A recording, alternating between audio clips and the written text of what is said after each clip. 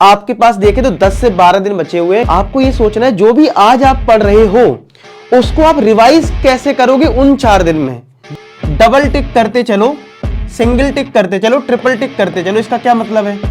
Single टिक का मतलब है कि आपके लिए वो क्वेश्चन आसान था और उसका आंसर आपने इजीली निकाल लिया था।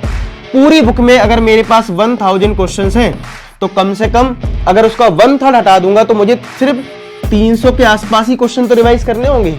अब एक और डाउट आएगा कि सर एनसीईआरटी एग्जाम्पलर भी करूं क्या, क्योंकि टाइम तो है नहीं, क्या किया जाए सर, इसको करना है कि नहीं करूं? पर मैं गैप है वो 4 दिन में प्लानिंग उन 4 दिन में नहीं करनी, वो प्लानिंग तुम्हें आज करनी है। देखो मैं तुम्हें बताऊं, स्ट्रेटजी वीडियो तो देखो आते रहेंगे, ठीक है, कोई भी तुम देखोगे एक दिन में कैसे 100 में 100 लाएं, 2 दिन में जितने दिन बचे होंगे उतने वीडियो तुम्हें देखिए डेली यूट्यूब पे मिलते रहेंगे, ठीक है, लोग डालते रहेंगे, ठीक है, और तुम बस डेली देखते रहना और तुम्हारे उससे नंबर तो कभी आने वाले हैं नहीं। तो हेलो स्टूडेंट्स, कैसे हैं आप सब लोग? आई होप आप लोग अच्छे होंगे, अच्छे से पढ़ाई कर रहे होंगे। इस वीडियो को देखने वाले बच्चे वही होंगे जो वास्तव में चाहते हो कि यार उनका एक अच्छा स्कोर हो, तभी आप इस वीडियो को देखना चाह रहे हो कि यार मेरा अच्छा स्कोर हो जाए। लेकिन एक प्रॉब्लम अब आपको आ रही होगी, टाइम बहुत कम है, क्योंकि आपको पता है 15 फेब के बाद तो आप वो सब्जेक्ट पढ़ोगे जो आपका पहला पेपर होगा। आपके पास देखे तो 10 से 12 दिन बचे हुए हैं, जिसमें आपको मैक्सिमम प्रोडक्टिव बोलूं तो ऐसा पढ़ाई करना कि आप मैक्सिमम रिजल्ट आ सके, यही आपके माइंड में आ रहा होगा। और मैथ सब्जेक्ट में आपको क्या करना चाहिए वो सारी चीजें मैं बताने वाला हूं इस वीडियो में। आपके लिए वीडियो बहुत हेल्पफुल होने वाला है, चाहे आप 10th क्लास में हो चाहे आप 12th क्लास के हो। अब बात करते हैं देखो पेपर के गैप की। देखो हमेशा स्ट्रेटजी बदलती है, पेपर में गैप ज्यादा होता है तो हमारी अलग स्ट्रेटजी होती है, पेपर में गैप कम होता है तो हमारी अलग स्ट्रेटजी होती है। इस बार आप चाहे 10th के हो चाहे 12th के, दोनों ही क्लास के स्टूडेंट्स को टाइम कम मिला है, बहुत ज्यादा नहीं है, मतलब 4 दिन का गैप है, तो आपको पता है बहुत ज्यादा आप प्रैक्टिस नहीं कर सकते हो। होता यह है कि जब टाइम 6 से 7 दिन का होता है तो उसमें आप बहुत अच्छे से रिवाइज कर पाते हो, चीजों को माइंड में सेट कर पाते हो, हर टाइप का क्वेश्चन कर लेते हो। अब अगर 4 दिन में वही चीज करनी है, ठीक है, तो वो कैसे होनी चाहिए, क्या हमारी प्लानिंग होनी चाहिए, वो हम समझ लेते हैं। देखो सबसे पहले ये समझो कि यार आप ये सोच के पढ़ाई मत करो कि मैं आज पढ़ ले रहा हूं, आज मैंने ये चैप्टर कंप्लीट कर लिया, ठीक है, आज मैंने ये चैप्टर कंप्लीट किया। नहीं, आपको ये सोचना है जो भी आज आप पढ़ रहे हो उसको आप रिवाइज कैसे करोगे उन 4 दिन में। जो आपका बोर्ड एग्जाम का पेपर है जिसमें जो 4 दिन का गैप है उसमें कैसे पढ़ोगे, क्योंकि अगर आपने ये प्लान अगर नहीं बनाया तो आप सीधी सी बात है आप अभी तो पढ़ लोगे, अपना चैप्टर भी कंप्लीट कर लोगे, क्या उनको रिवाइज कर पाओगे? अगर मैं 12th क्लास की बात करूं तो एनसीईआरटी में ही इतने सारे क्वेश्चंस हैं, 1000 से 1500 क्वेश्चंस हैं। क्या अगर तुम ढंग से एक ही क्वेश्चन करने बैठोगे तो तुम एनसीईआरटी ही कर पाओगे 4 दिन में? आप जब करना आपको देख लेना, जब उस दिन वीडियो मेरी ये जो बात है आपको समझ में आ जाएगी जो मैं बोल रहा हूं, ठीक है। सेम चीज 10th के साथ है। अब 10th क्लास का बच्चा है तो वो धीमे धीमे पढ़ता है, सारी चीज करता है, तो मैं ये नहीं कह रहा हूं कि 4 दिन इसको लग जाएंगे, लेकिन 2 दिन तो लगेंगे एनसीईआरटी रिवाइज करने में। तो ऐसे केस में हमें अभी क्या करना चाहिए कि आप जब भी कोई चैप्टर पढ़ें, ठीक है, आप सबसे पहले देखो क्या किया करो। सबसे पहले अगर आप कोई भी चैप्टर पढ़ रहे हो, कहीं से भी पढ़ रहे हो, ठीक है, अगर आप एनसीईआरटी फॉर एग्जाम्पल पढ़ रहे हो या कोई एनसीईआरटी की एक्सरसाइज कर रहे हो, अभी से उसमें डबल टिक करते चलो, सिंगल टिक करते चलो, ट्रिपल टिक करते चलो। इसका क्या मतलब है? सिंगल टिक का मतलब है कि आपके लिए वो क्वेश्चन आसान था और उसका आंसर आपने इजीली निकाल लिया था। डबल टिक का मतलब हो जाएगा कि आपको थोड़ा बहुत देखना पड़ा। थर्ड टिक का मतलब हो गया आपको बिल्कुल नहीं आता था। तो उससे फायदा ये होगा, पेपर जब टाइम होगा तो यार आप डबल टिक और ट्रिपल टिक को रिवाइज कर लोगे, सिंगल टिक को छोड़ भी दोगे तो चल जाएगा, क्योंकि वो चीज ऑटोमेटिक या तो इनमें कवर हो जाएगी, कहीं ना कहीं वो लॉजिक कवर हो जाएगा, तो आपका टाइम सेव होगा। अब सोचो अगर किसी एक्सरसाइज में 30 क्वेश्चंस थे जिसमें इनको 3 पार्ट में अगर आपने डिवाइड कर दिया 10 10 10, तो कम से कम आपको 10 क्वेश्चंस तो रिवाइज नहीं करने। और हो सकता है कुछ चैप्टर बहुत आसान हो जिसमें आपके सिंगल टिक ज्यादा हो जाए, तो हो सकता है 20 क्वेश्चंस रिवाइज ना करने पड़े, सिर्फ 10 क्वेश्चंस रिवाइज करना पड़े। कहने का मेरा मतलब यह है, अगर पूरी बुक में अगर मेरे पास 1000 क्वेश्चंस हैं तो कम से कम अगर उसका 1/3 हटा दूंगा तो मुझे सिर्फ 300 के आसपास ही क्वेश्चन तो रिवाइज करने होंगे, ठीक है, समझ रहे हो? तो ये बहुत ह्यूज इंपैक्ट क्रिएट करेगा अगर आप अभी से ऐसे ही करते हो। सेम चीज आपको क्या करना है, पीवाईक्यूज के साथ करना है। पीवाईक्यू के प्रिंट आउट निकाल लो। मैं हमेशा हर वीडियो में बोलता हूं इस बात को कि भाई प्रीवियस ईयर क्वेश्चंस के प्रिंट आउट निकाल लो। कई बार आप ऐसी बस मोबाइल से कर ले रहे होगे, ठीक है, प्रिंट आउट निकालोगे, उसमें भी अपना पेन से डबल टिक सिंगल टिक ऐसे करके रख लोगे, तो पेपर टाइम में प्रीवियस ईयर क्वेश्चंस भी रिवाइज करना कितना आसान हो जाएगा, समझ रहे हो? आप फटाफट रिवाइज कर लोगे। तो ये चीज आप अगर फॉलो करते हो तो आप देखोगे कि आप बोर्ड एग्जाम में सही टाइम पे सही चीजें रिवाइज कर पा रहे हो, क्योंकि टाइम बहुत ज्यादा नहीं होगा। उस टाइम आपको पता ही नहीं चलेगा टाइम कैसे बीत रहा हो। मैं आपको बताता हूं, जब आप रिवाइज करने अभी बैठते होगे ना, आपने बहुत बार सोचा होगा आज मैं ये चैप्टर कंप्लीट कर दूंगा, आज ये बहुत बड़ा चैप्टर है ना मैं कंप्लीट कर दूंगा, लेकिन नहीं हो पाता होगा। बताना कमेंट सेक्शन में, ऐसा होता है कि नहीं होता है? हम सोचते हैं कि आज ये चैप्टर कर देंगे, हम देखते वो होता ही नहीं कंप्लीट। तो जब आज नहीं हो रहा है तो बोर्ड एग्जाम में भी कौन सा क्या आ जाएगा। हमें किसी भी चैप्टर में टाइम लगता है, ठीक है, वो उतना टाइम लगेगा ही लगेगा। अगर आप नहीं दोगे तो आपका स्ट्रांग नहीं होगा। अब एक और डाउट आएगा कि सर एनसीईआरटी एग्जाम्पलर भी करूं क्या, क्योंकि टाइम तो है नहीं, क्या किया जाए सर, इसको करना है कि नहीं करूं? तो वो एक बात आओ, एनसीईआरटी एग्जाम्पलर की अगर मैं बात करूं, एक बताओ आप क्यों बोल रहे हो कि एनसीईआरटी एग्जाम्पलर करना है? क्योंकि आपके स्कूल टीचर ने बोला होगा, आपको इधर उधर वीडियो देखे होंगे, उधर बोला गया होगा, सब जगह क्यों बोला होगा, इसका बारे में सोचा? इसका मतलब यह है इसके क्वेश्चंस बोर्ड एग्जाम में आए हुए होंगे, तभी तो ये इंपॉर्टेंट है भाई। कोई बुक इंपॉर्टेंट क्यों हो गई? उसके क्वेश्चन बोर्ड एग्जाम में आए हुए होंगे। अगर वो बोर्ड एग्जाम में आए हुए होंगे तो क्या वो प्रीवियस ईयर क्वेश्चंस में कवर हो गए होंगे? इतनी छोटी सी बात है।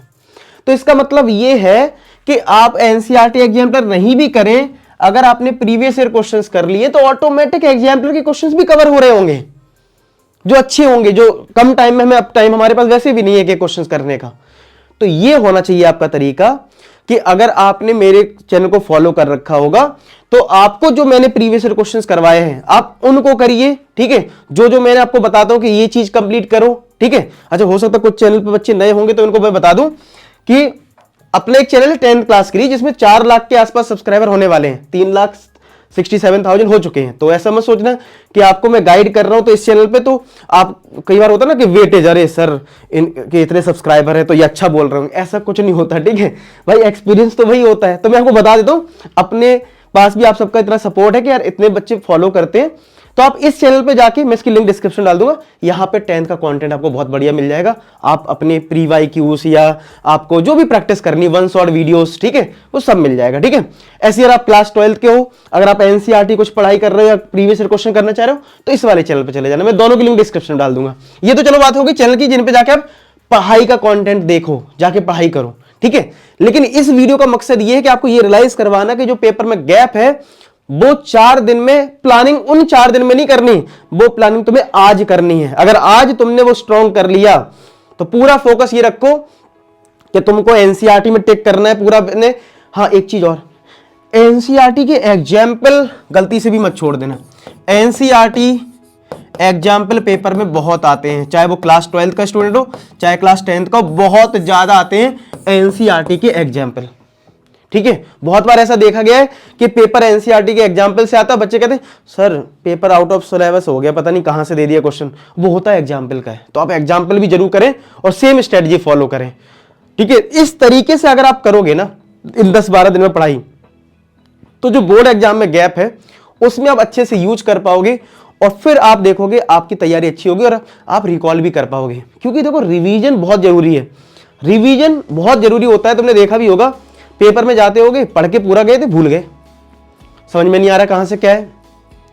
तो आपको यही करना चाहिए कि यार कैसे भी करके ये दिमाग लगाओ कि हमें जो पढ़ लिया है उसको रिकॉल भी तो करना है। अब बार बार नए क्वेश्चंस करोगे तो पुरानी चीजें तो भूलोगे ना।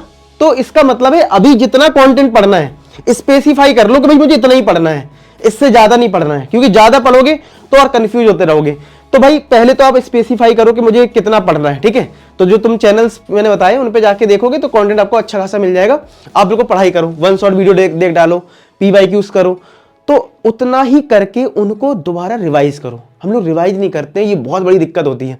तो रिवीजन करने की माइंड में डाल लो कि भाई हम इस चैप्टर को पढ़ लिया, जो हार्ड चैप्टर है उसको पहले कंप्लीट करके और उसको एक बार रिवाइज भी कर लेना है।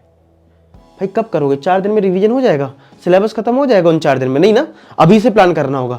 तो 2 चीजें फॉलो करनी, क्या? जो भी आप लगा रहे हो एनसीईआरटी और प्रीवियस ईयर क्वेश्चंस, ये करने हैं। सेकेंडरी जो भी चीजें कर लिए हैं उनके एटलीस्ट हार्ड चैप्टर के रिवीजन भी साइड बाय साइड करते जाओ, समझ रहे हो। यानी अगर आप 80% पढ़ाई कर रहे हो तो भाई 20% आपको रिवीजन को देना है। यानी मान लो अगर दिन में आप कम से कम इस टाइम में कहूंगा 15 घंटे पढ़िए, कहोगे सर अरे 15 घंटे पढ़ना पड़ेगा, ठीक है। बस अपना 6-7 घंटा सोते हो, सो जाओ, बाकी नहाने धोने खाने पीने में टाइम निकल गया, बाकी टाइम पूरा पढ़ाई करो, पूरा पढ़ाई, तब जाके तुम सोच सकते हो कि तुम्हारे 100 में 100 आ जाए और अच्छा स्कोर हो जाए, नहीं तो नहीं आएगा यार, ठीक है। ये कोई देखो मैं तुम्हें बताऊं, स्ट्रेटजी वीडियो तो देखो आते रहेंगे, ठीक है। कोई भी तुम देखोगे एक दिन में कैसे 100 में 100 लाएं, 2 दिन में, जितने दिन बचे होंगे उतने वीडियो तुम्हें देखिए डेली यूट्यूब पे मिलते रहेंगे, ठीक है। लोग डालते रहेंगे, ठीक है, और तुम बस डेली देखते रहना, और तुम्हारे उससे नंबर तो कभी आने वाले हैं नहीं। तुम खुद सोचो, अगर एक दिन में 100 में 100 नंबर आने होते तो फिर पागल है पूरा कोई बच्चा जो दिन भर पूरी इतनी सारी बुक सॉल्व कर रहा है। प्रैक्टिकली सोचो, ठीक है, प्रैक्टिकली। ये YouTube की दुनिया है, इसमें तो ठीक है, सबके एंड टाइम चल रहा है, सब लोग व्यूज वीडियो बनाएंगे, व्यूज कमाएंगे, सबको अपना अपना काम करना है। अपना भला तुम खुद सोचो, एक प्रैक्टिकल सोचो। मेरी बात छोड़ दो, मैं क्या बोल रहा हूं, तुम ये सोचो क्या तुम्हारे एक दिन में 100 में 100 नंबर आ सकते हैं क्या? बताओ। और वीडियो लेकिन बनेगा, मैं बता रहा हूं, 10, 12 को छोड़ो, लोगों ने तो वीडियो बनाए जेई में कि एक दिन में जेई में 99 परसेंटाइल कैसे लाएं, कभी नहीं आ सकता। एक दिन में पढ़ के 99 परसेंटाइल कभी नहीं आ सकता है। ये प्रैक्टिकल है, मतलब एक थियोरेटिकल बात नहीं करो, प्रैक्टिकल बात करो। लेकिन वीडियो बनते हैं, ऐसी वीडियो भी आएंगे, 10 दिन में कैसे करें, फिर 10 दिन के बाद 5 दिन बचेंगे, फिर 5 दिन में कैसे करें, फिर 2 दिन बचेंगे, 2 दिन में कैसे करें। तुम बस दिन कम करते जाना और तुम्हारे लिए वीडियो होते हैं। ऐसे वीडियोस तुम्हारे लिए बनते हैं, क्योंकि पता है सबको कि 90% लोग तो सो रहे हैं ना, तो 90% सोते रहेंगे, उनको सिर्फ वीडियो देखना है, स्ट्रेटजी वीडियो, पढ़ना नहीं है, तो उनके लिए वीडियो होते हैं। भाई व्यूज भी आते हैं, क्या दिक्कत है भाई? काम के भाई यूट्यूब पे कोई क्यों आया? व्यूज कमाने के लिए, उसको तुम दे रहे व्यू, क्या दिक्कत है? तुमको अगर अपना भला करना है तो जो मैंने बताया कि एनसीईआरटी और अपने पीवाईक्यूज पे पूरा ध्यान दो, उनको रिवाइज करो, उसी से नंबर आ जाएंगे, ना कि फालतू वीडियो देख के। क्या आपको मेरी बात समझ में आ रही है? बस, और कोई माइंड में कंफ्यूजन मत रखो कि ये बुक लगा लूं, वो बुक लगा लूं, इतना टाइम नहीं है अब। पहले किया होता तो ठीक है, अगर अभी तक नहीं करा तो मत करो, अब इतना ही फॉलो करो, नंबर अच्छे आ जाएंगे, ये मेरा प्रॉमिस है। 2 चैनल जो बताए उन पे जाओगे तो वहां पे आपको पढ़ने का कंटेंट मिल जाएगा, वहां पे मैं बताता भी रहूंगा क्या क्या फॉलो करना है, उस तरीके से करना, डेफिनेटली तुम बहुत अच्छा स्कोर करोगे। समझ में आ गई बात? बस इस वीडियो में मैं इतना ही रखता हूं, ठीक है। बाकी फिर भी कोई कंफ्यूजन है तो कमेंट सेक्शन में जरूर बताना। बाकी मिलते हैं नेक्स्ट वीडियो में, तब तक अपना ख्याल रखो, पढ़ाई करते रहो। लास्ट में एक ही बात बोलूंगा कि आप सभी सफल हो। धन्यवाद।